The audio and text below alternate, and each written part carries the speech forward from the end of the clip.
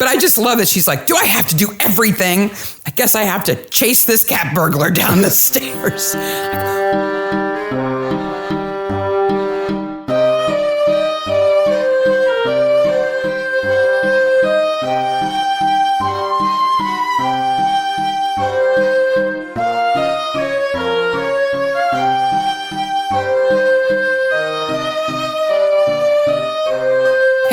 Maniacs. Hey, Maniacs. Midsomer Maniacs is a recap podcast dedicated to the ITV series Midsomer Murders. Each week, we dig into the episode of a show, including the murders, the mayhem, the loonies, and everything else we love. I'm Mark. And I'm Sarah, and we're your hosts, and this is Midsomer Maniacs. Just a little warning off the top. If your child's name is Martha or stands in windows naked... You got a problem. You got a problem, but the podcast is probably not for them. To be fair, we had a kid do that once, but she was about 2.5 at the time. Yeah. But it hasn't been a problem since. Just the one time. Basically, if your child is old enough to watch the podcast, they can listen. Old enough to watch the show, they can listen to the podcast. They can watch the podcast and listen to the show. Yep.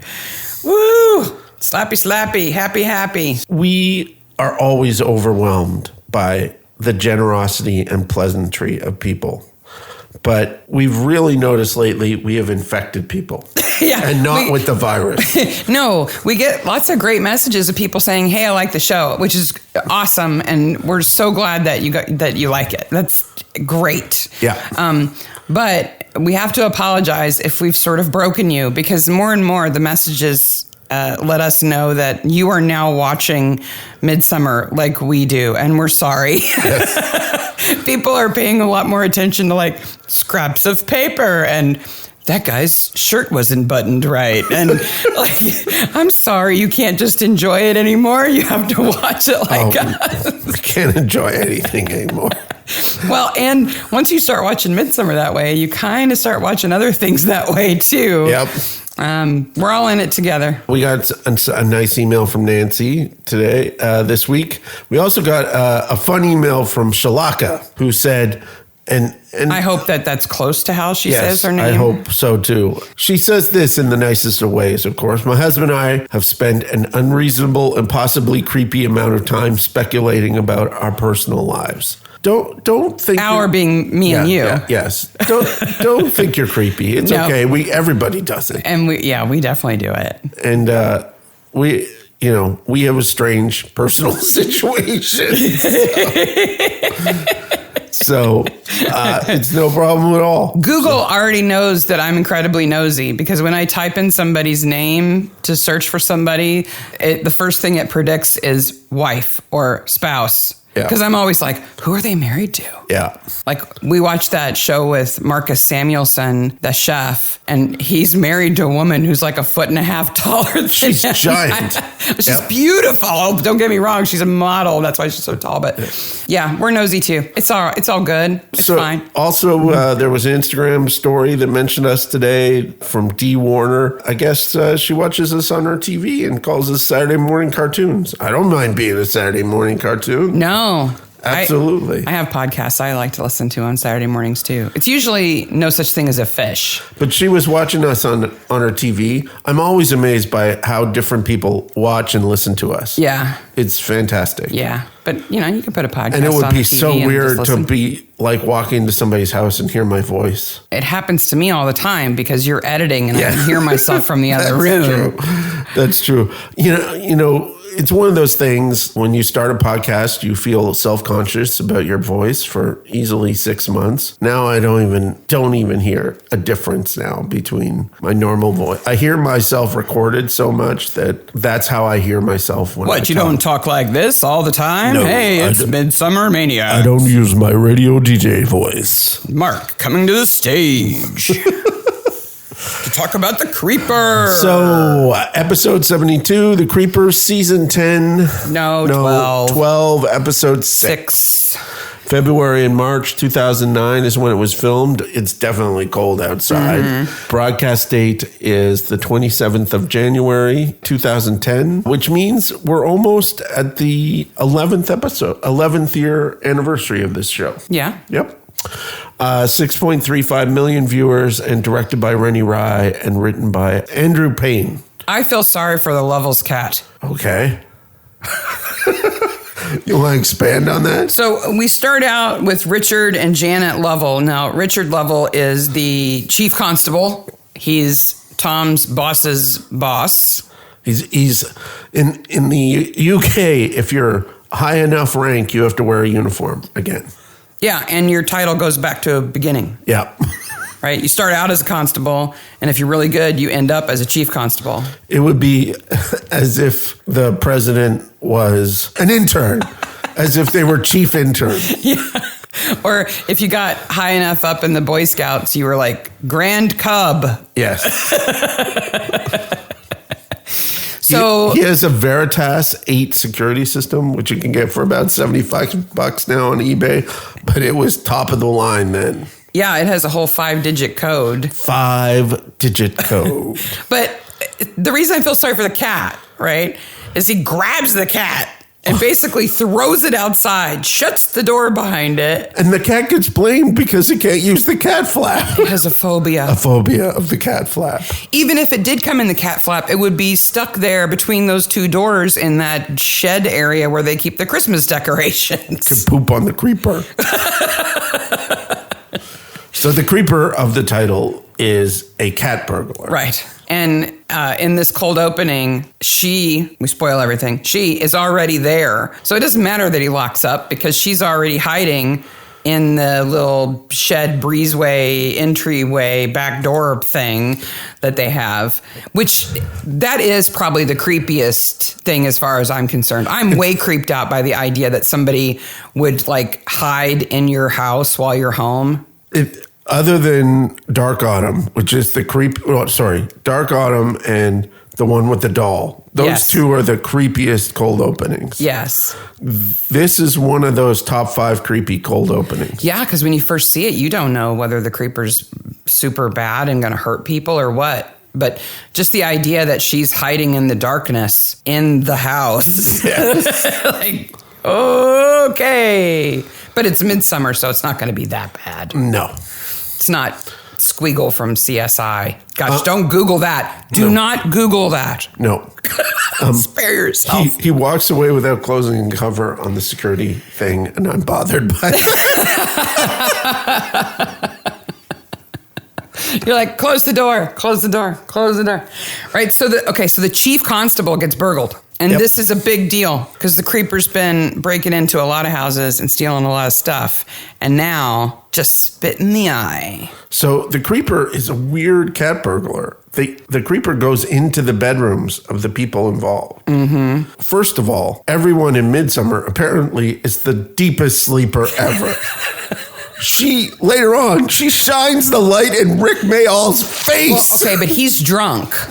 So he's not going to wake up. Well, she puts the mirror up to his face. To make sure he's alive. Yeah. He's drunk and has had a head injury. So he's right out. He's not waking up. But the Lovells, Richard and Janet, they're in bed and the creeper comes in, steals stuff off the bedside table, and then gives Janet her glass of water and a kiss. Janet's reading book, and that sent me down a little rabbit hole. She's reading a tiny book. A tiny book called The Little Book of Calm.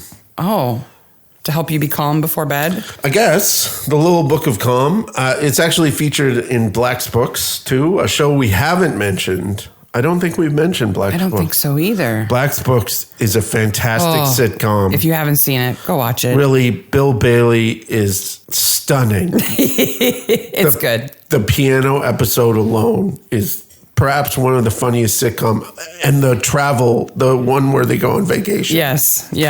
But it's written by a guy named Paul Wilson. The Little Book of Calm is? Yes. Okay. He's an Australian meditation teacher and columnist. He's written 2 novels and 19 self-help oriented books on calmness. I bet you he's a really chill dude. He's written things like Instant Calm, The Little Book of Calm, Calm at Work, The Little Book of Calm at Work, Calm for Life, The Complete Book of Calm, Perfect Balance, The Quiet, The Peace of the Quiet, and Calm No Matter What. I just want to find him and like cut him off in traffic and see what he does. Because of this expose of this guy going, look, he got really mad in traffic. He's not so calm. Because of this, the Times in the UK called him the Guru of Calm. Ooh.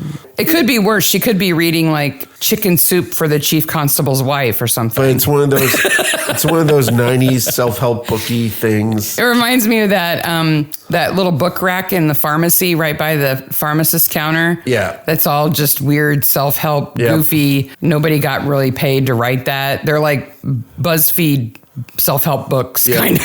It's kind of like that. But this guy's whole business is trying to calm people down, and I support that. Yeah. Right now, we could probably all use a little book of calm. Can we get a bunch of them and give them away to people who need them? Oh, there's a lot of people who need them. So the creeper gives Janet a kiss. Yes. And this really happened in a real cat burglar case. Oh, so do tell. There was a jewel thief in France who felt guilty because he had tied up the lady of the house. And so he said, it'll be okay. They'll come for you soon. And he gave her a kiss on the cheek. They swabbed that cheek for DNA and they caught him. Oh! That's what you get. Don't kiss people. No, I'm in bed already. Yeah. And then she's like, oh no. So then we see the Costin advisor. Did you recognize Janet though? Okay. She's Laura Hutton from Written in Blood. Yes. Right? Yeah. She's the romance writer. Yes. Played by Jane Booker. Yes. She plays the heart forlorn romance writer. So the creeper is terrorizing Costin. Jones was on the case, but Jones is just not good enough. So Barnaby's got to get called in. But there's a mistake. The Midsomer, the Costin advertiser spells Midsomer wrong. When? Who's got it?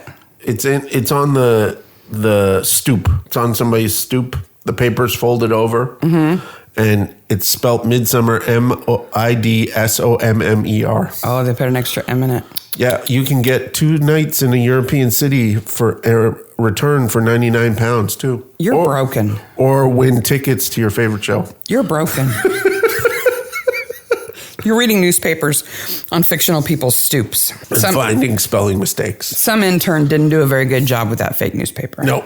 So now we're introduced to the families that are involved in this. The Philbys and the Chethams. Yes. The plot of this episode is fairly shallow, right? I would agree. There's not a whole lot to that, but there's a lot of side stories going on that we can talk about. But so the Philbys are Jack, the dad, and his 2 daughters. Yes. Tallis. Horse. Martha. Boobs. And Rupert.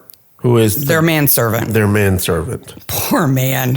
Now, we have pointed out in a lot of episodes, how do this person take care of this huge house? Yeah. There are tons of servants in this episode. Yeah, there are. There's a chauffeur, there's Rupert. There's a cook. 2 maids who are feeding them, and the cook. These people are looked after. They're serving them. They're not feeding them. That would be weird. Maids walking around with a big spoon. Open up at the dinner party. That would be weird. Bad dinner party. Bad. So the Philbys live in Chetham House, which used to belong to the Chetham family. The Baronet Chetham.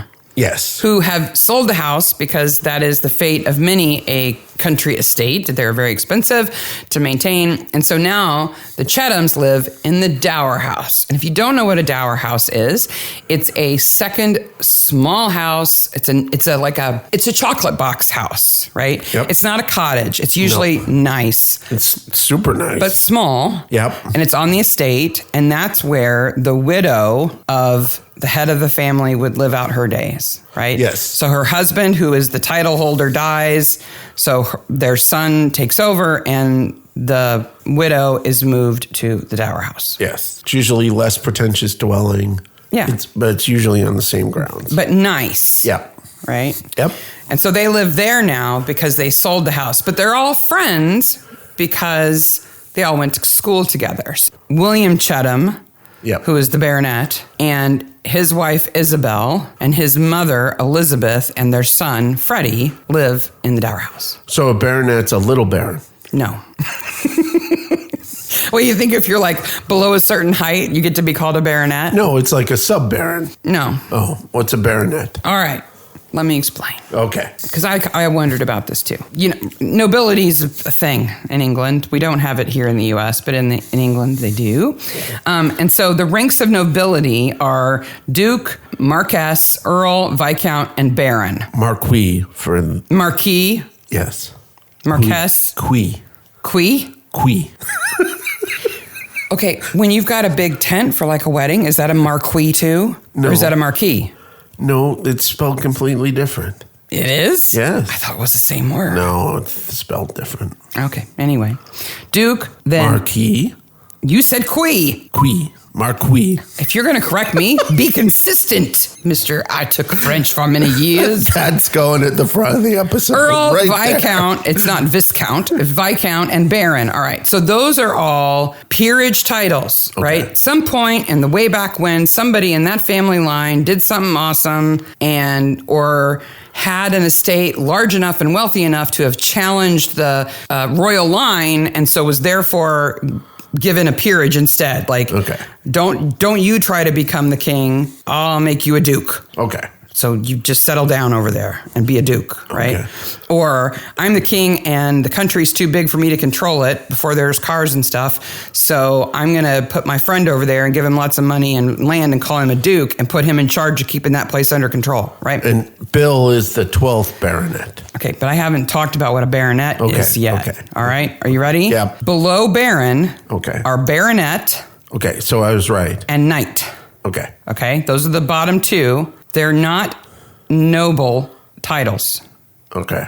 They're peerage titles. Okay. And what it means is that somewhere in the way back when, specifically King James I in 1611, needed some cash, but he didn't want to create more nobles. So he went to these wealthy guys who were commoners, but really wealthy, and said, if you give me a whole bunch of money for my war, I'll make you a title. So they were new money people, like the Philbys are new money people. Sort of, but in the 1600s. So if you had £1,000, £1,000. £1,000. In 1611, which is a lot of money. If you were worth £1,000, he would make you a baronet. So a baronet is it's a granted title, but they can be inherited.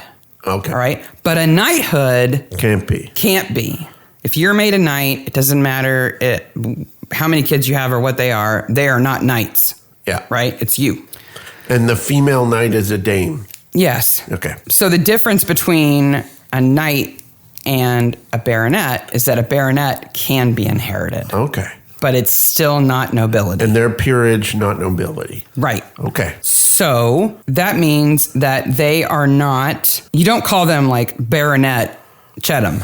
No. They're Sir, like a knight is. Like a knight. Sir Chettam, not Lord Chettam. Yes. He'd be Lord if he was any of the other titles. But the dowager is lady. Yes. A baronet's wife is lady. Okay, how do you annoy Barnaby? Is you remind him of your title.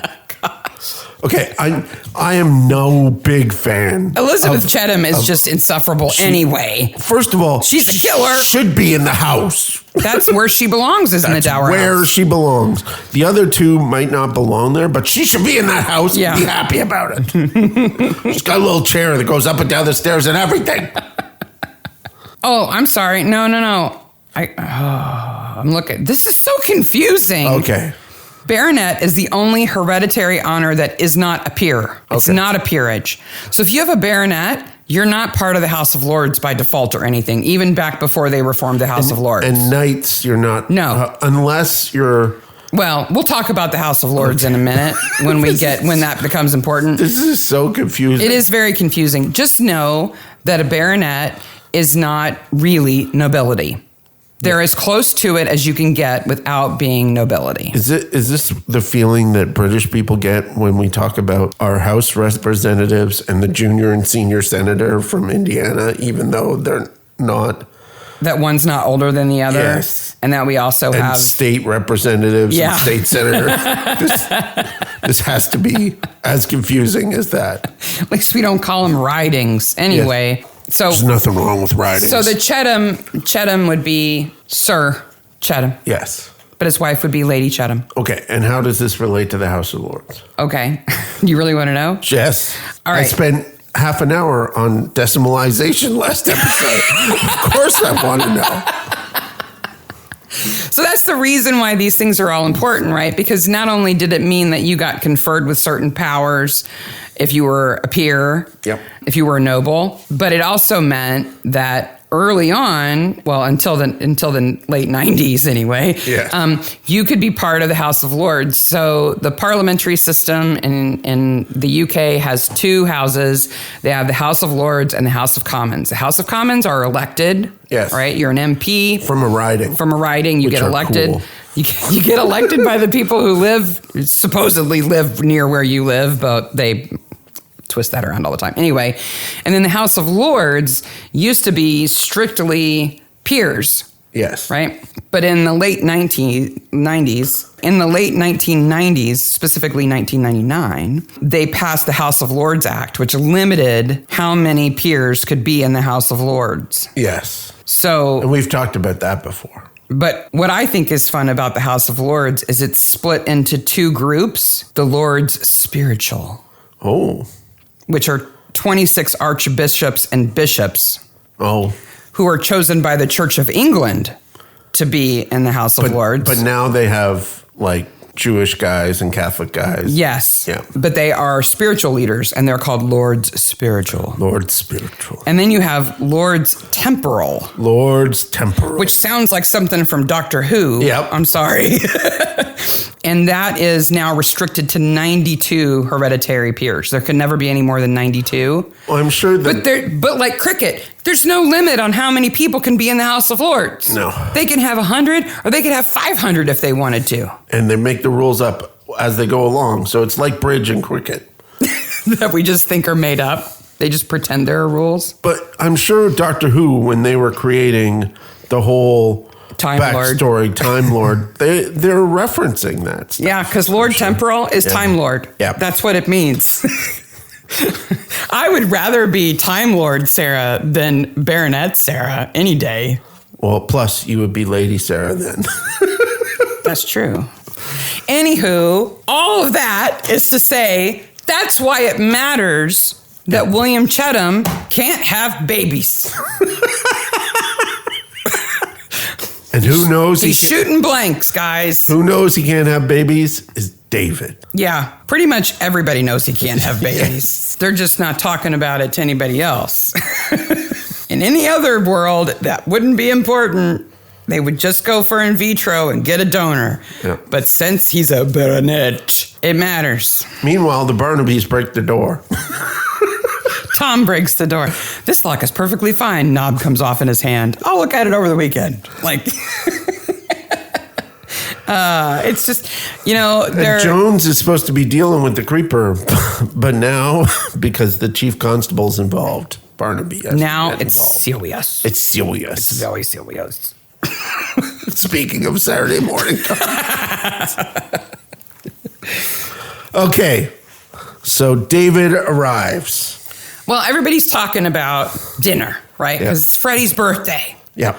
And Jack Philby, who is supposedly Freddie's dad, but not Freddie's dad because they're pretending... He thinks he's Freddie's dad. He thinks he's Freddie's dad, but everybody is pretending that he's actually William's kid. Yep. It's his birthday. He's going to be 25. Oh, they're going to have a birthday party for him. Yep. And Isabel, Jenny Agutter, wants to know if it's okay if David comes. David, played by Rick Mayall. And there's all of this, oh, David's coming. David's coming. Did you hear David's coming? David's coming. It'll be fun because David's coming. Oh, it might be horrible because David's coming. And then you see who David is, and it's Rick Mayall. And you're like, It's about to go down. Yep. Rick Mayall's in the house. You might recognize him from Drop Dead Fred. Yes. I think that's the first place I ever saw him was in the really? movie Drop Dead Fred. He was also, one of my favorite roles of his is he plays D.I. Gideon Pryke in Jonathan Creek. Yes, he does. He is a completely and utterly competent and sensible policeman. In a wheelchair. Sometimes. Yes.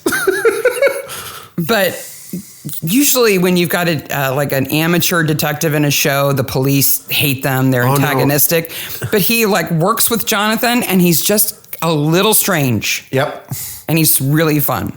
But Rick Mayall is famous for playing crazy over-the-top characters. Oh, yeah. And this starts with The Young Ones. So The Young Ones is a sitcom, if you haven't watched it, that was on in 82 and 83. Do you know how many episodes of The Young Ones are? Very few. There are 12 precious episodes of The Young Ones. And it is a cornerstone of British entertainment. Oh, you have no idea. It's kind of like... And there are other shows like this too.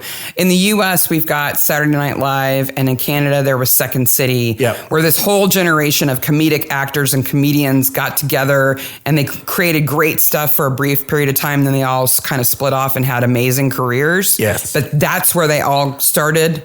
Yep. The Young Ones is sort of like that. Kind of. It is kind of that. So The Young Ones are 4 young lads who are in university. Mm-hmm. Rick Mayall plays Rick, which I'm having watched behind the scenes of this show. I think they called the character Rick because he didn't understand. Because if it was like Dave, he wouldn't respond. Yeah. He'd be like, what? There's Vivian, who's played by Adrian Edmondson. Now, you have to know, if you've never seen The Young Ones, Vivian is the quintessential 80s punk. He's got spikes embedded in his forehead. He's got a spiky haircut. He wears a nose ring. First person I saw with a nose ring. A sleeveless denim jacket. Yep, he is absolute punk. He makes this like Sid Vicious face all the time, and he's absolutely insane. Oh, he is completely insane. It's very funny. Very funny. He's played by Adrian Edmondson, who went to school with Rick. Him and Rick really created this show. Yeah. And he's the producer, the television producer in season 3 and 4 of Jonathan Creek. Yeah. So Jonathan Creek, in those episodes, he hooks up his assistant or his sidekick. Yeah. So in Jonathan Creek, the seasons where his sidekick is the actress who played the daughter in Ab Fab, she's like in Jonathan Creek, she's like a reality TV producer, like a true crime personality. But she's married to this guy who produces her show. That guy, this mild-mannered, glasses-wearing, hypochondriac character is played by the same actor who played Vivian in The Young Ones. Yes. I could not believe that was the same man. Yep. Nigel Planner plays Neil, who's a vegetarian. Yes. He's like the hippy-dippy of the 4 of them. Who's been in a ton of stuff, including Poirot's and Marples. Yep. And Christopher Ryan plays Mike. Who's like the straight guy of the 4 of them. He's like the most normal. He was in a bunch of Ad Fabs. Yeah. And Doctor Who's. In Ab Fab, he plays her ex-husband, doesn't he? Yep. Not Patsy's, the other woman. What is wrong with Jennifer Saunders' ex-husband? Yep. Yeah. So, of these 12 episodes, there's one. We promise this is important. Of particular importance. Okay? The one episode of particular importance of The Young Ones is called Bambi.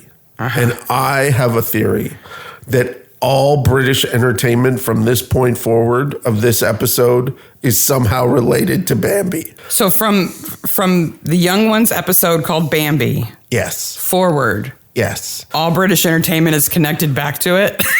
Let me tell you who is in this episode. Before that, it's Zed Cars, but then Bambi airs, and then it resets, and everybody's connected to it. So this is an episode in which the lads go to Manchester to play University Challenge against the floodlights of Oxbridge. Yeah, they're they're like Oxford, rich kids who are vapid. The other team includes the following people: Stephen Fry as Lord Snot, Hugh Laurie as Lord Monty, and Emma Thompson as Miss Money Sterling. Yes. The fourth member is Ben Elton. Okay. He plays Kendall Mintcake. Yes. And he actually writes tons of these shows now. Oh. He's a writer now. Okay. The person who runs the challenge. The host. That host is Bambi. And he's a friend of Rick's in the show. Okay. And he's played by Griff Rhys Jones. Okay. And he's Ambrose Deddington in Sting of Death, a new episode of Midsomer. Okay. He's in a 2019 Midsomer episode. The following people are also in this episode. All right. Robbie Coltrane. Uh-huh. Who plays Hagrid? Tony Robinson. Yes. Mel Smith, who is not the 9 o'clock news and in the Marple we watched last night, the pig-nosed guy. Yes. No, that's Mel Smith. Alexi Sale is in this episode. Motorhead is in this. The whole band? The whole band. They play a song.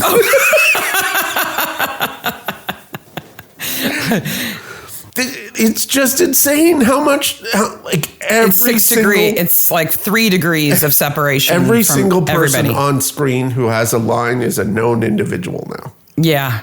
If you guys don't know this, IMDb has this awesome tool called, it's like Cast in Common, where you can put in 2 shows and it will tell you all of the people involved in both of those things. So actors, sound editors, you name it.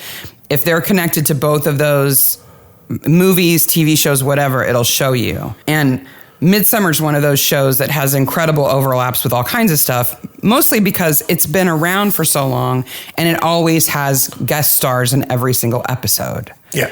But for the young ones to be so connected to everything with only 12 episodes tells you something. Yeah. So you've heard of a show called Smith and Jones? Yes. Yeah, that's Mel Smith and Grief Rhys Jones. What has Rhys Jones been in? Tons of stuff. Because his name sounds familiar. Yeah. Oh my gosh, we're so boring people now. I'm sure we've lost them. Okay, other Midsomer related stuff with the young ones. Maggie Steed, who plays Lynn Fox, and Sylvia Munford in Schooled with Murder, Left for Judgment, Left for Dead. She's in it. Ron Cook, who is in Echoes of the Dead, is in it.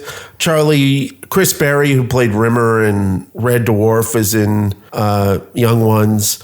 Nick During is in Young Ones. Our favorite jeweler, remember the jeweler, Sebastian Renwick from the first season? Yeah. He's in Young Ones. From Midsomer, the first season. Yeah. But did you know there was a Young Ones video game? No. Yes. You're crazy. There weren't even computers then. In 1986, some crazy nutty guy created the Young Ones video game.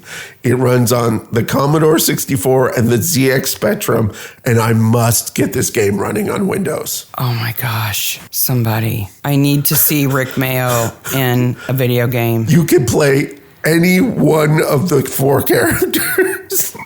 Oh my gosh. I was stunned. I could not believe that there was a Young Ones. And if you've never heard of Young Ones, you're like, I don't even know what they're talking about. What's the big deal? Just Google it.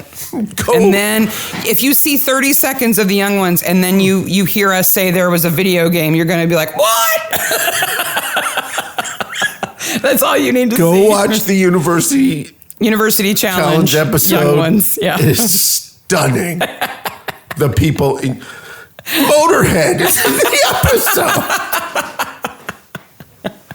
It is 36 minutes of gold. I'm sorry that we have digressed so far, but frankly, The Creeper as an episode has kind of a shallow, kind of straightforward plot, and there are so many fun things that connect to it. We've already done like 10 minutes on Peerage and like 10 minutes on the Young Ones. I cannot believe that episode of The Young Ones. I just read through, you know how you read through IMDb and you're like, I don't know who that is. I'm just like, I know them, I know them, I know them, I know them. Motorhead. Yeah. That's crazy. It connects to the Harry Potter movies. Like there is 6 degrees separation or less. Oh, just being connected to Stephen Fry. Yeah. Connects you to everything. Yeah. Because Stephen Fry's in everything. And if he's not, then Hugh Laurie is. Emma Thompson. And the first time I saw she this is episode. the only Academy Award winner ever to appear on Young Ones. The first time I saw this episode and I saw that Rick Mayall was in it, he comes on screen. It's like, oh, this is going to be fun. Yeah. He's so tame in this compared to everything else. So if you think he's fun in this and you've never seen him before, just go look him up because he's so great. The unfortunate thing about his character, David Roper, in this is that, so everybody's kind of hesitant for him to come to the birthday party because the year before, at Freddie's 24th, he got really drunk, made off with Martha, the younger daughter, and kind of embarrassed himself. But he has since stopped drinking. He's completely clean. He's ghostwritten a book. He's on the right track. He's doing really well, right?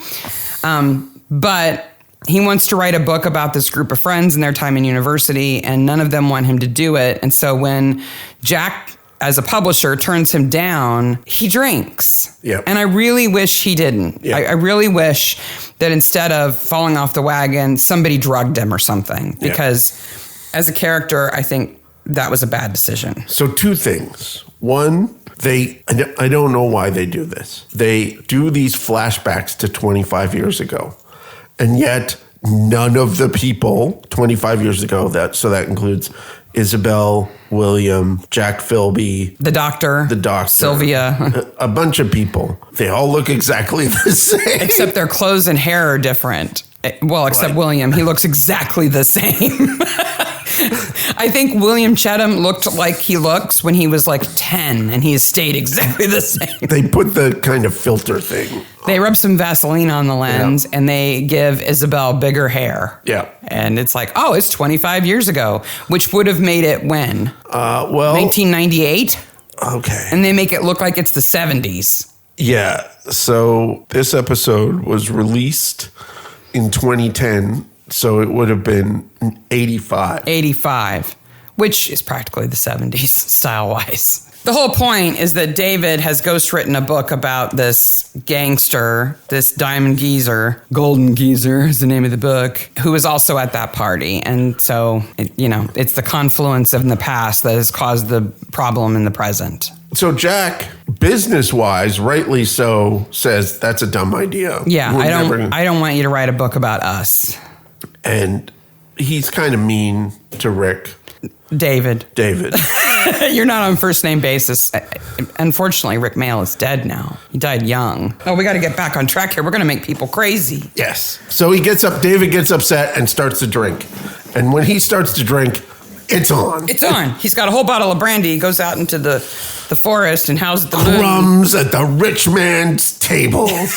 Guzzle, guzzle, guzzle.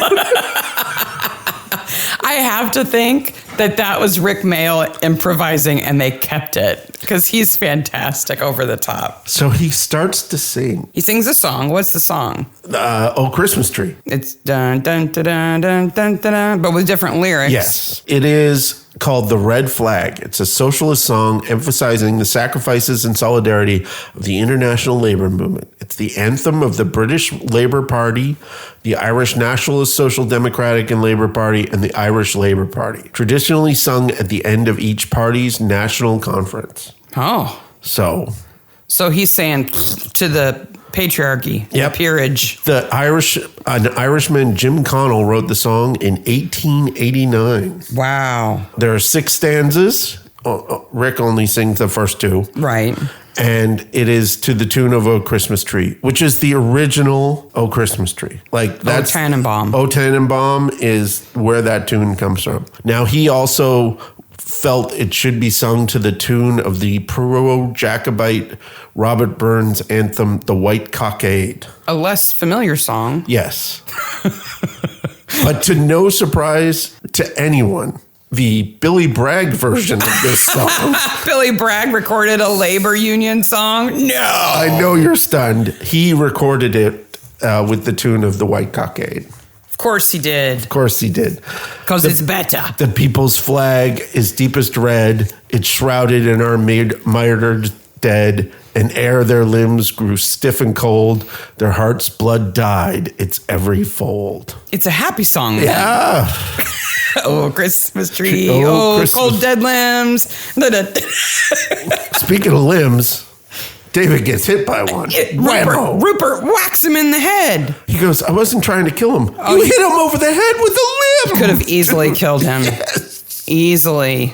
Instead, he ends up crawling to the house. With the help of the creeper, though we don't know it at that point. Yeah, and gets put in Elizabeth's power chair to go up the stairs to bed. I love that they put the drunk guy in the power lift chair to go up the stairs. And he looks at Isabel and says, I know what you did. Which is the last thing that anybody So somebody should kill me tonight while I'm drunk because I know stuff. It's as bad on Midsomer as saying, oh, it's you. Which also happens in this episode. Because that means you're going to die.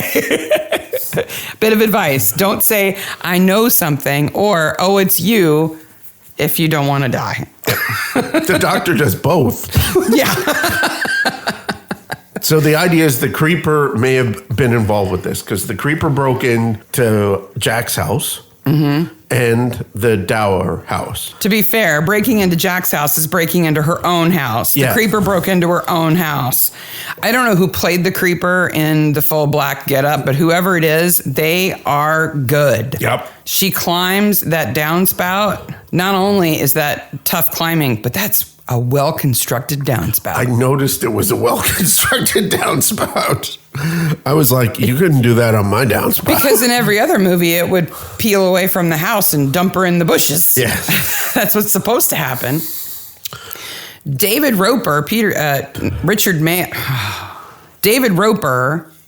Mayall, very good corpse. I'll say it now. Yep. I'm going to give it away. Well, it's the only corpse we see. They lift him up. Yep. They move him around. They jerk his head around. He does some excellent physical acting. By not doing anything. Yep. So it's clear, because Tom is smart enough to look at the pillow, that a pillow has been pressed on his face while he was sleeping. Yep. Drunk. And now he's dead. And this has nothing to do with the family. This has everything to do with the family. The more Elizabeth says, you just never give up, do you? You just dig around in things that aren't any of your business. This has nothing to do with it. The more Barnaby's like, red flag to a bull. Yeah, it must have something to do with the family. Speaking of red flags to the bull, I watched that scene probably 4 times because there's a green dial phone in the background. Nerd alert, nerd alert. I wanted to make sure it was a dial phone. It's an actual dial phone. Rotary?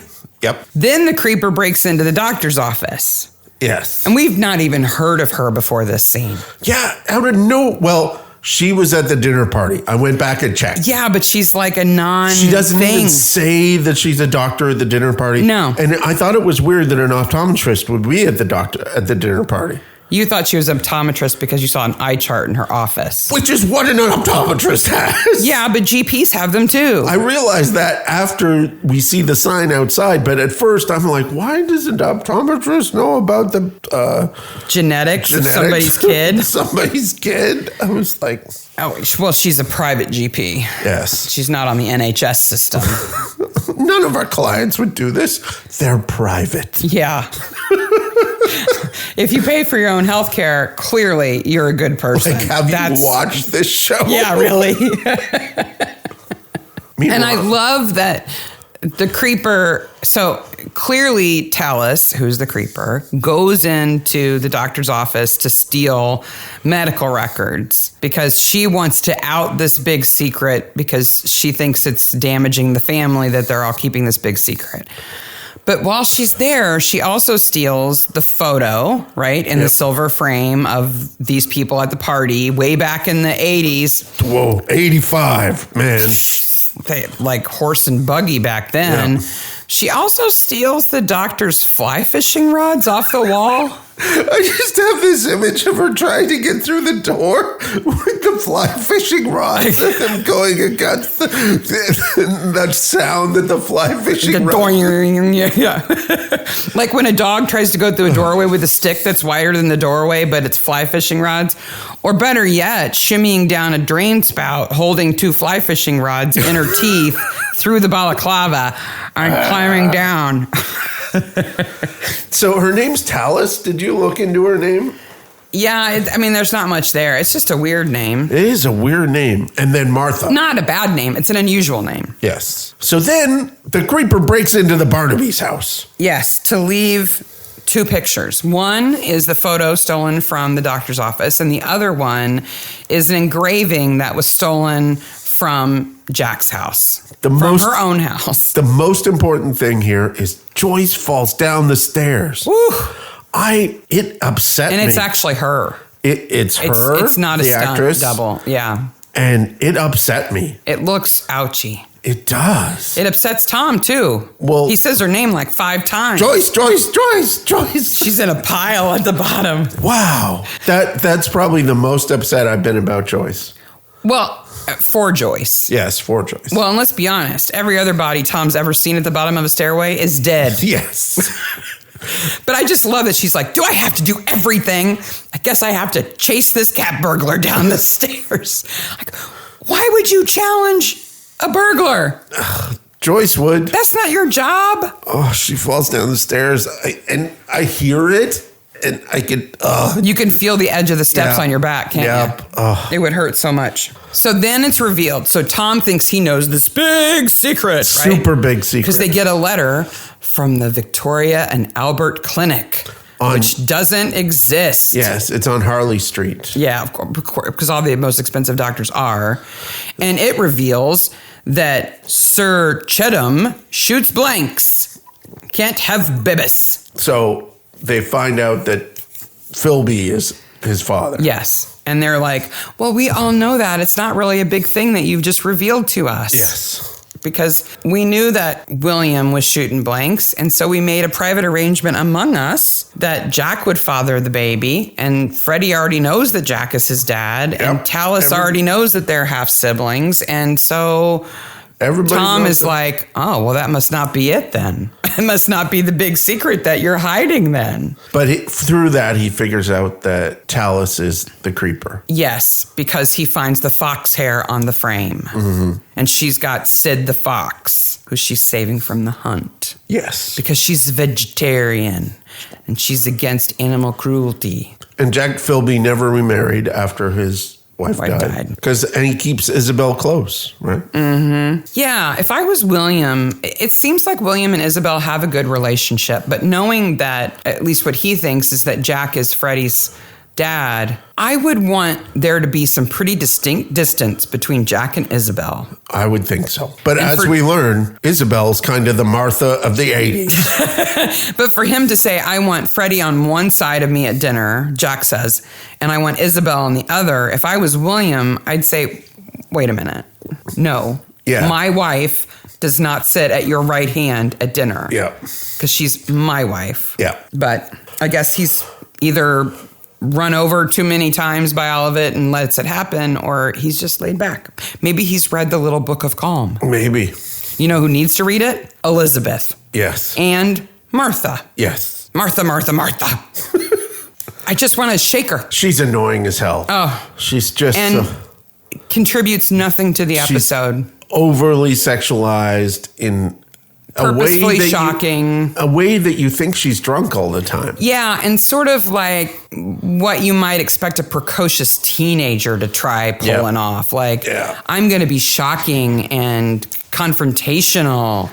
But I think she's supposed to be older. So the doctor has all these mysterious phone calls with somebody and decides, let's go meet in the woods with shotguns. That'll end up okay in Midsomer. Yeah.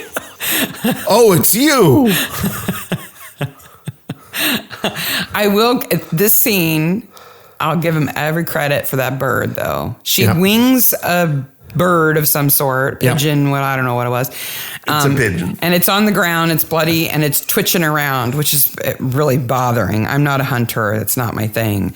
But it's not a real bird. So I'm impressed that they made a prop bird that was so kind of disturbing. Yeah. And then she snaps its neck. Yep.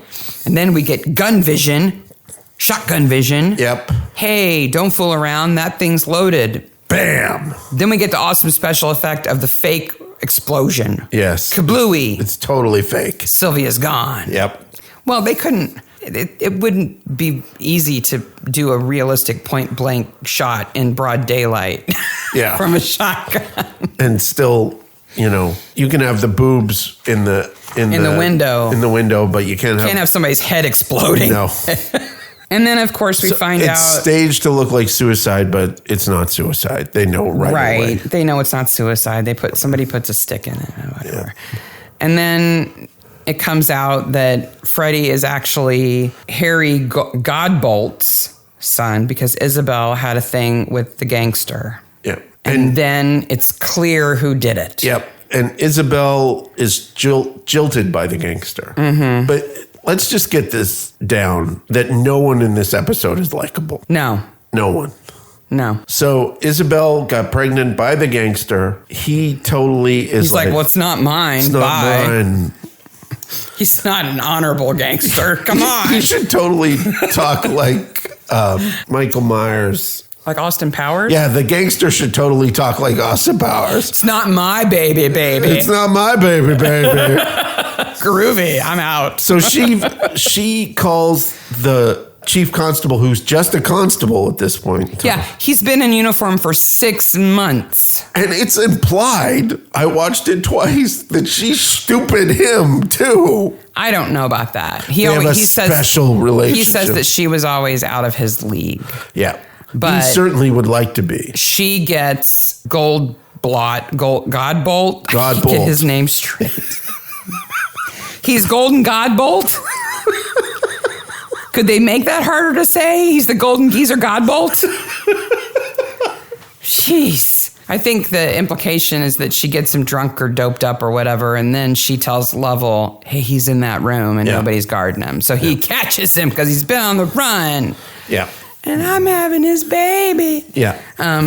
Which sets Lovell's career off on a good trajectory and all that stuff. Which I don't think, it's kind of shown that Lovell did something wrong. He did nothing wrong. No. He got a hot tip on a fugitive and went and apprehended him. Yeah. Now, he might have milked it for all he could get, but can you blame him? No. I mean, he didn't ask for backup. Yeah. Right? He went and did it on his own to get the maximum credit for it. So David Roper had a computer, and Barnaby sets a trap. It's a trap where he says, oh, we'll search your house tomorrow. And then they stake out the driveway. We're looking for this computer. Yeah. And they stake out the driveway in the worst way possible. Like you come just out, by parking up next to the driveway? Like you clearly would see them.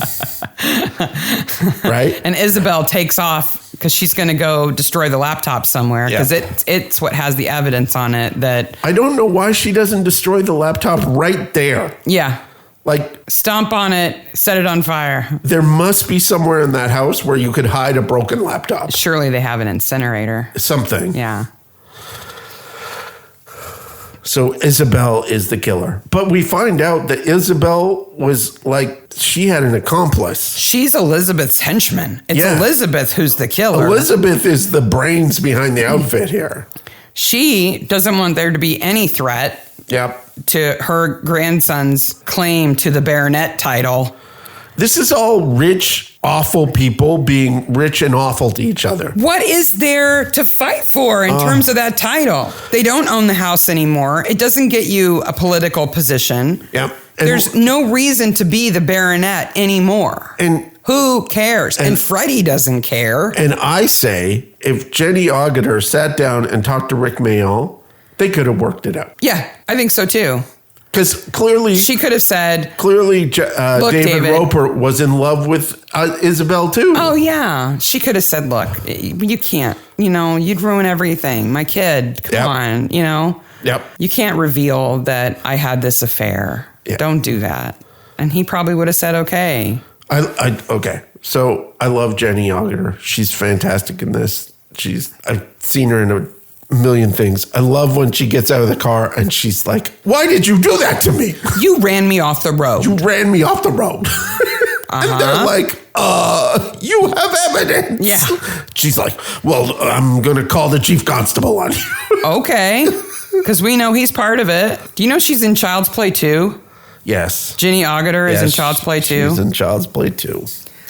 You may recognize her from American Werewolf in London, where she plays the nurse and the love interest. Or Logan's Run, or The Avengers, or Captain America Winter Soldier, where she plays a pivotal role at the climax. She's been in a lot of things. Yeah. Not all good, by the way. Oh, God, no.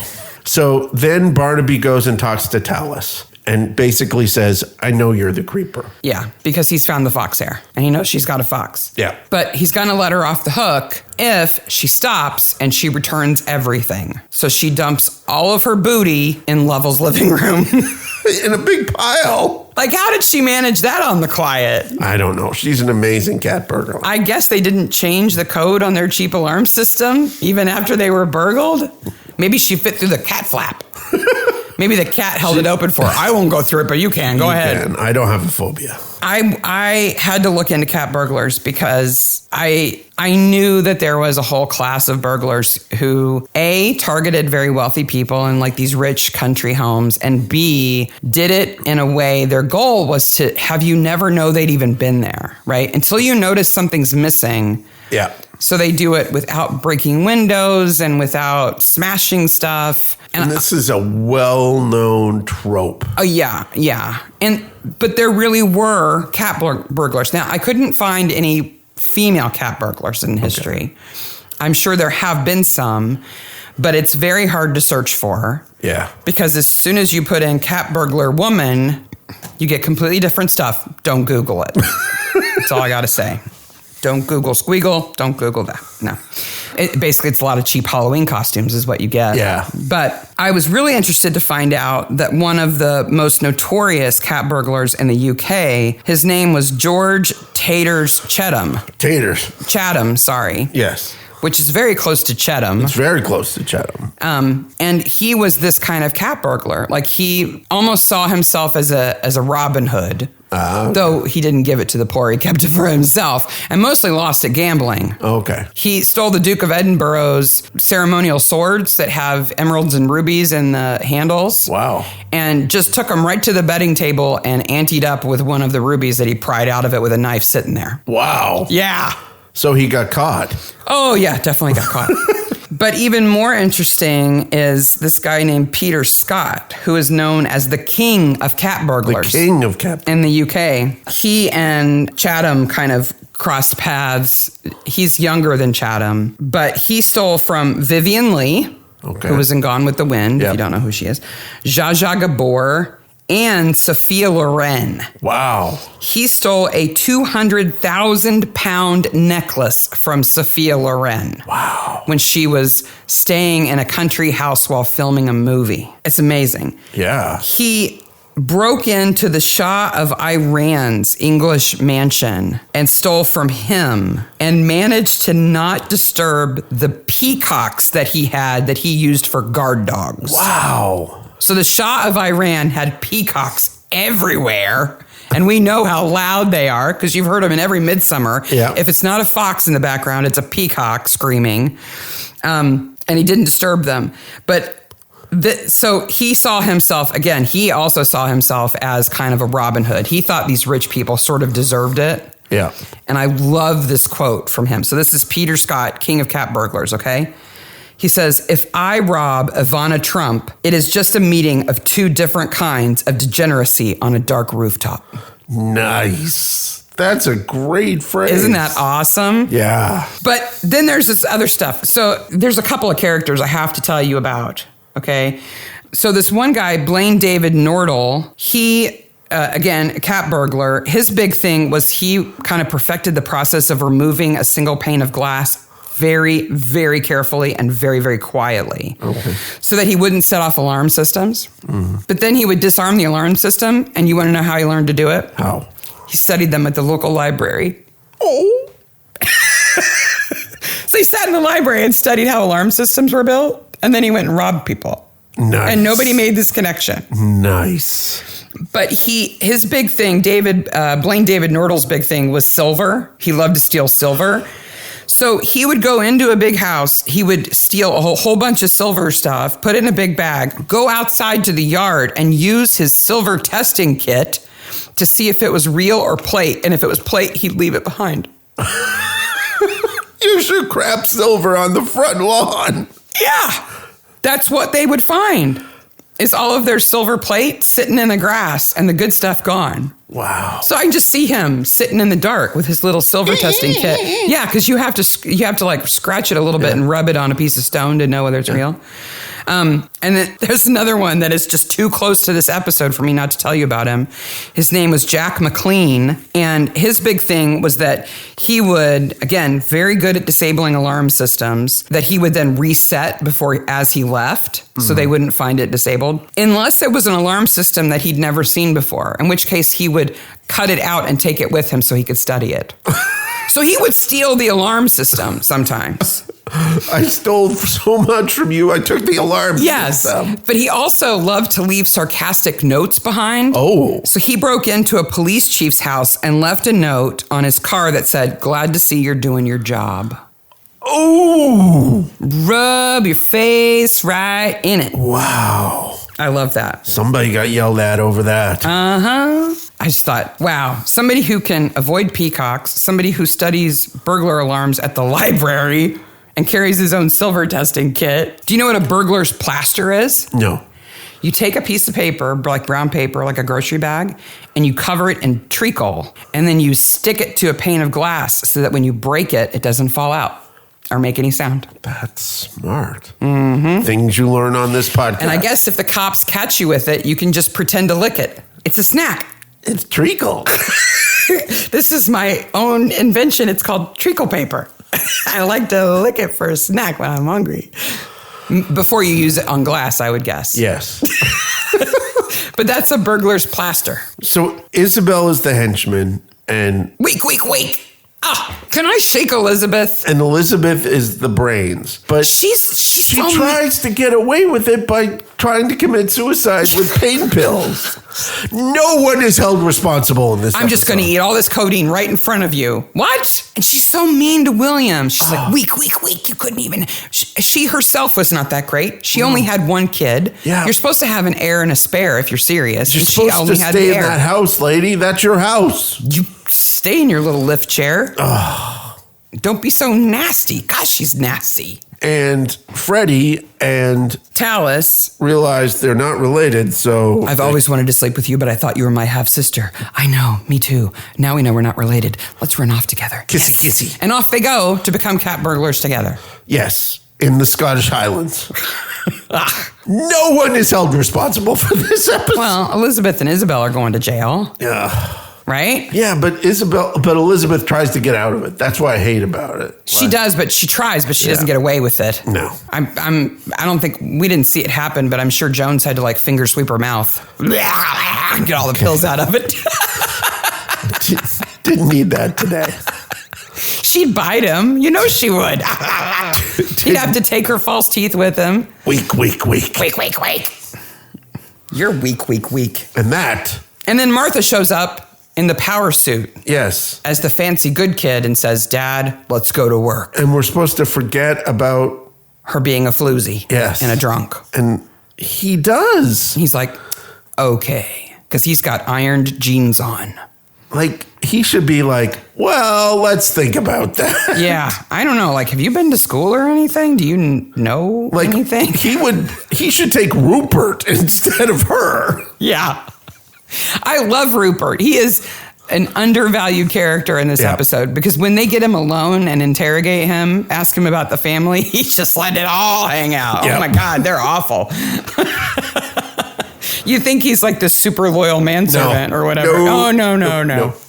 No. And he totally knows that Martha's trying to do things to him. Oh, yeah. Oh, yeah. And that is the creeper. That's the creeper. Yes. I don't even know if we have to do best corpse. Yeah, we now have to do best corpse because David wins. Yeah. Rick Mayall wins. We don't even see the doctor's corpse. And half the time I forget that she gets killed anyway. Yeah. And I think we've just talked about what happens after the credits. Well, we got to talk about William because Oh, poor William. His entire life is destroyed. He has no children. No. He has no wife. He has no mother. No. And he has no money. Yeah. He should go to work with Jack. Well, he and Hugo, the other nonsense character, used to have an art gallery together. Maybe they could. So I guess Hugo kind of implies that he was kind of a wastrel in the business, but that's Hugo, I don't really believe what he says. So he does have some business chops. You want to know something weird about the actress who plays Elizabeth Chettam? What? The mother? Her name is Barbara Jefford. She is credited for 3 James Bond movies where she only plays a voice. What voice? And it's a different voice each time. Oh, really? She's in From Russia with Love, Thunderball, and The Spy Who Loved Me. And in every one of them, she plays a woman's voice on the telephone and a different person. Wow, that's interesting. Yeah. And Julian Wadham. Weak. Yeah. Julian Wadham. I'm not weak. I'm James Bond. Julian Wadham, who plays William Chettam, he's in The Exorcist, The Beginning. Which is the precursor sequel to The Exorcist. It's not good, okay? It's very not good. There's a new Exorcist coming out this year. I'm sure it'll be terrifying. Yes. But I couldn't even put it on the list of horrible movies because it's just, it's so bad that you can't even And I've seen that. You do a synopsis of it. That's an easy one. But I have 3 horrible movies for you. Oh, you do? I do. And I am on a run. Oh, you are. You are. I literally had a moment of guilt this week and started watching some Hammer horror movies because I apparently am not watching bad enough movies. Because you need to study.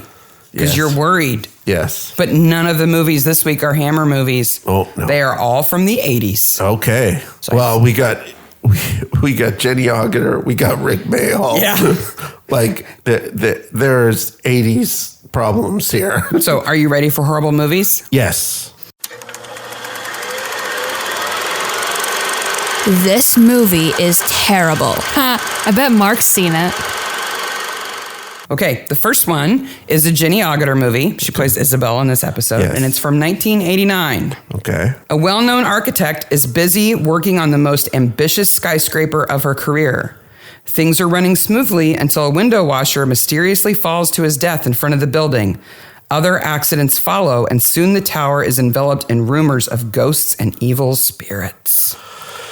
Okay, so this is not Sliver. Okay.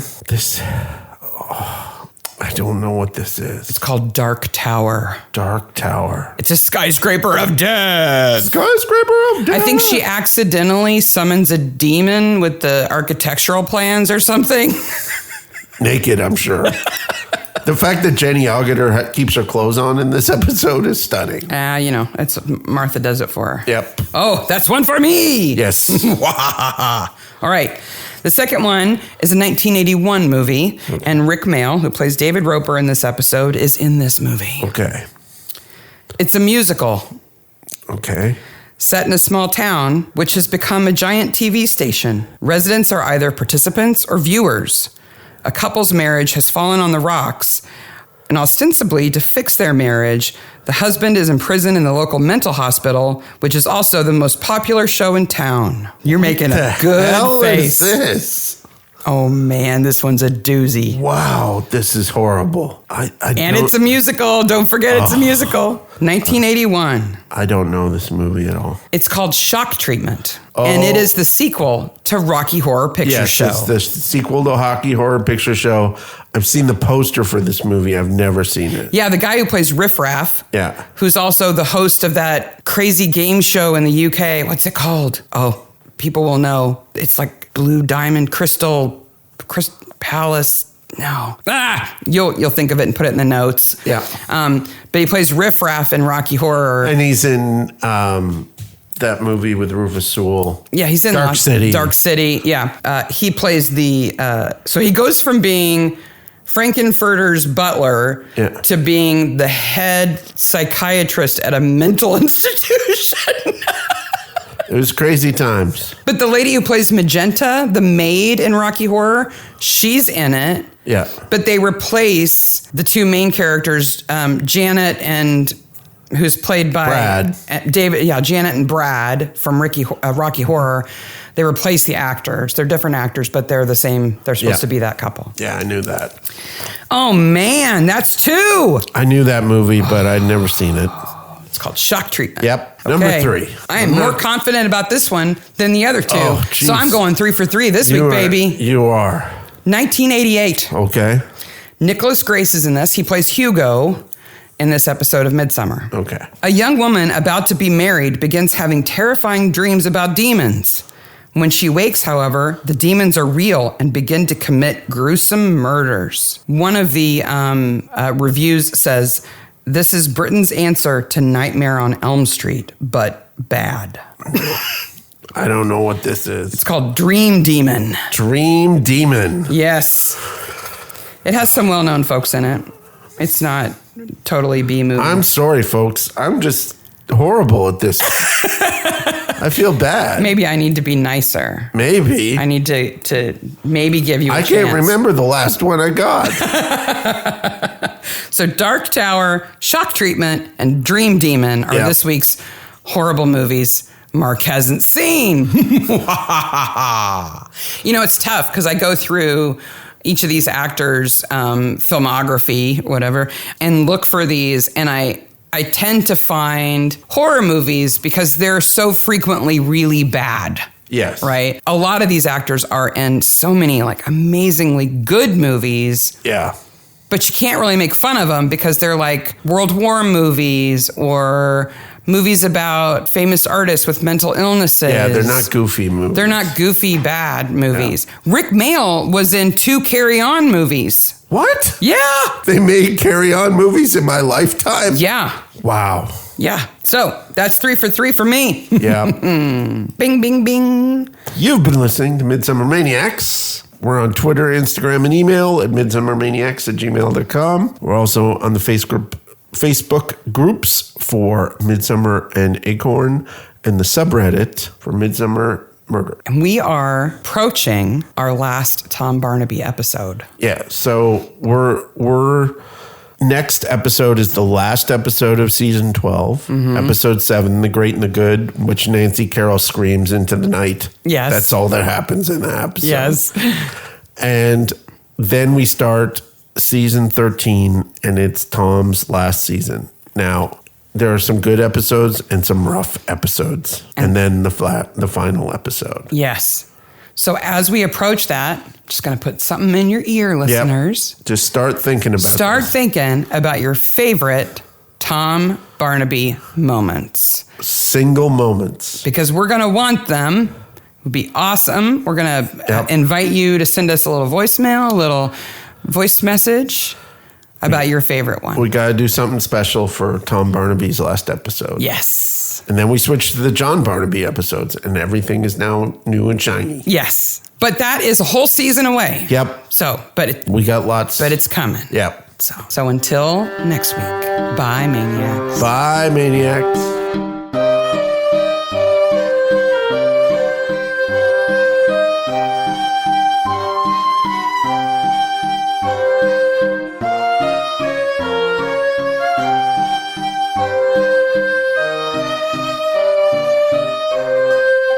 So we find out that Isabel actually had a fling with David, and Freddie is David's son, and that's why. Well, no, not David, the gangster. No. We find out that this is what they're saying. But not David, Jack. You got to cut. Philby. You got to cut all that. Yeah.